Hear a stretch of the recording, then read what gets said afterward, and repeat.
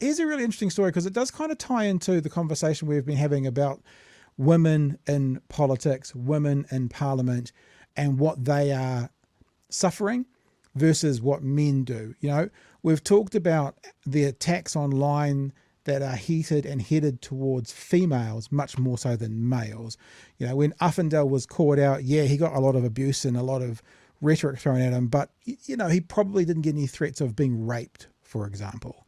Women cock up and they do something online, you know, Golraz, for example, and the misogyny, and it's a different tone of online abuse. This is a really interesting story out of Australia. This is an MP.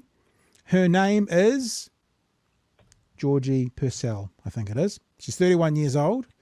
And Channel 9, which is huge, right? Huge station, decided to Photoshop her and give her bigger breasts and a midriff top. Changing her appearance and adding bare skin where there was none.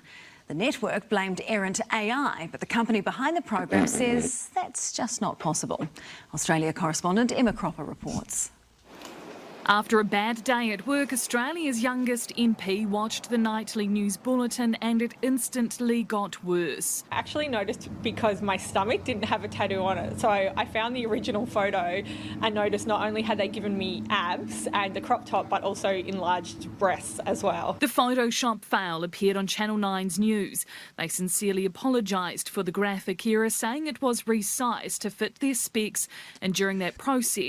So I make thumbnails all the time, right? Every single night, the thumbnail that you see, I make.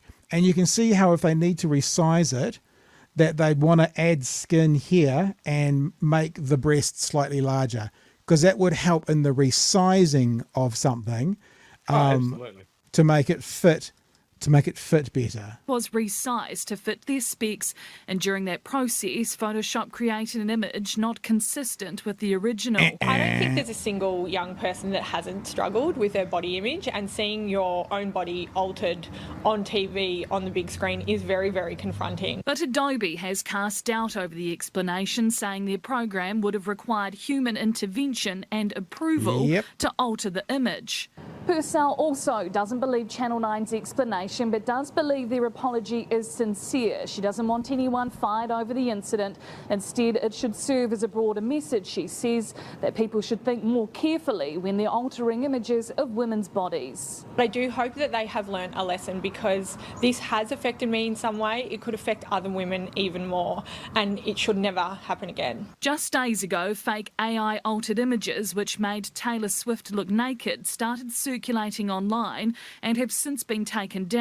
It's not just pop stars, though. Australia's Prime Minister and the opposition leader, Peter Dutton, the most recent politicians to have their bodies altered. In Sydney, Emma Cropper, News. Real interesting, yeah. I mean, a short story doesn't really change the world or anything, but I think what we do here, one of the things we do is we keep an eye on the media and we commentate on the commentators. And yeah, so make this short. The suite that I use is Adobe. So all my editing, I use Adobe as well. And Photoshop doesn't do like a, thanks for your edits, now we'll make our own in the secret background, and then we'll just add it in and you won't even see it. It needs human interaction, even if it is an AI thing. I was wondering why our thumbnail tonight of Willie Jackson's looking pretty smoking. Yeah. Like has it undone his shirt buttons, show a little bit more of the chest. Just AI, bro. Couldn't do anything about that. I mean, when I edit things like putting Donald Trump's hair on Winston Peters, it's never subtle. And we have done that before. Yeah. And so if I ever fooled anyone, I guess I should put my hand on my heart and say, I apologize. It was me. It was at my hand that Donald Trump's hair went onto Winston Peters' body. I did that, and I did it without consent. So apologize. Yep. Sorry, Joe. Yeah. There's a comment here in the chat about it.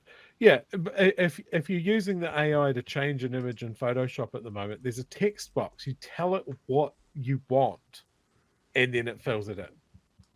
So it's not just they chucked a lasso around this woman's image and just went, AI, do your thing. You know, someone has told it what to do. Then you have to save it. Then you have to upload it. Then you have to export the actual thumbnail. There's several things that have to happen. Yeah, it's just such a weak excuse.